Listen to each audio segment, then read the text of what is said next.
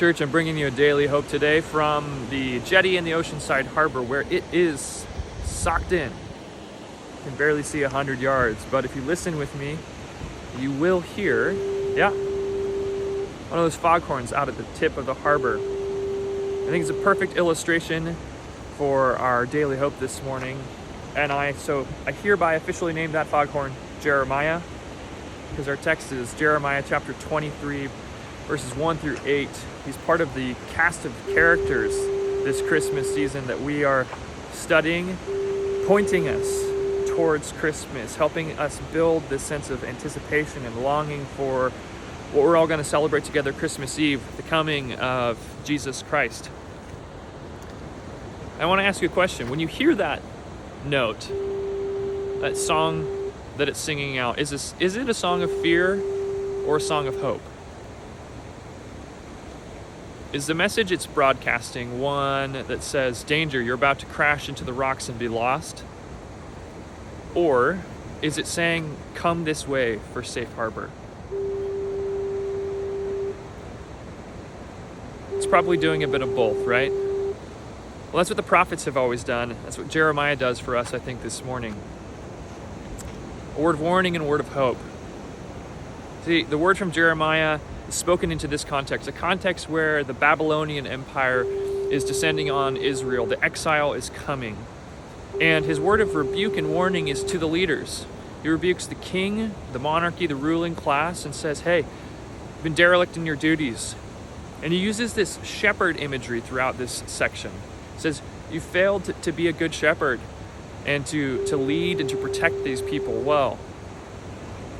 Later on, he also rebukes the priestly class and says, hey, religious leaders, you too have been falling short and missing the mark. You have not been pointing people towards right worship, righteous living.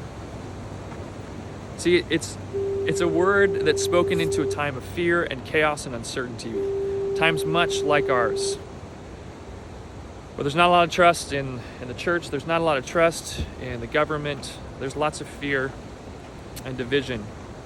And it's into this context that the Christmas word of hope comes. So what does the Lord say in response to this? Well, he invokes that shepherd imagery and says, I myself will gather my flock from amongst the nations. He says, I'll do it. You can trust me to do it. And more than that, there's this passage that he shares. I'm going to read it for us. It says, the days are coming, declares the Lord, when I will raise up for David a righteous branch, a king who will reign wisely and do what is just and right in the land. In his days, Judah will be saved and Israel will live in safety. This is the name by which he will be called, the Lord our righteous Savior. Now that word isn't just a political word for the people of Israel there. No, that's a word that's pointing us towards the coming King, the righteous King, Jesus Christ, the one that you and I get to celebrate together on Christmas Eve. And the use of shepherd imagery in all of this reminds me of John chapter 10, where we have Jesus making that iconic statement saying that I am the good shepherd. And right before he says that powerful line, I am the good shepherd, what does he say? He says, the thief comes to steal, kill, and destroy, but I have come that they may have life and may have it to the full. It's a good word for us, church. So the question this morning for you and for me is, what voices are we listening to? What are our hearts focused on? Are we being consumed by the commercialism and the activity of the holiday season, all the Christmas movies, all the decorations, the Christmas parties, the gifts to buy, the family to see? Or are we quieting our hearts? Are we listening for a word from God, a word of rebuke, a word of hope?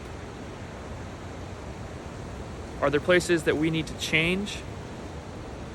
Are places that we need to have healed?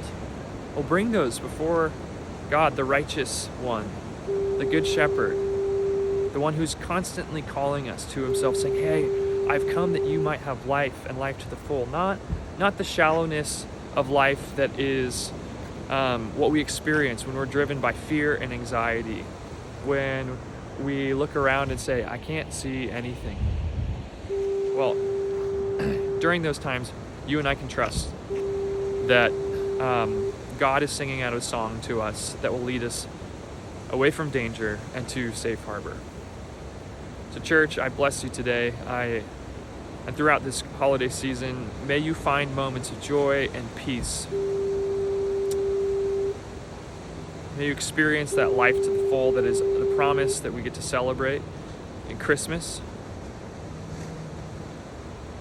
And may you pull your attention from those voices and that would sow fear, discord, and discouragement into your lives. Great to be with you, church.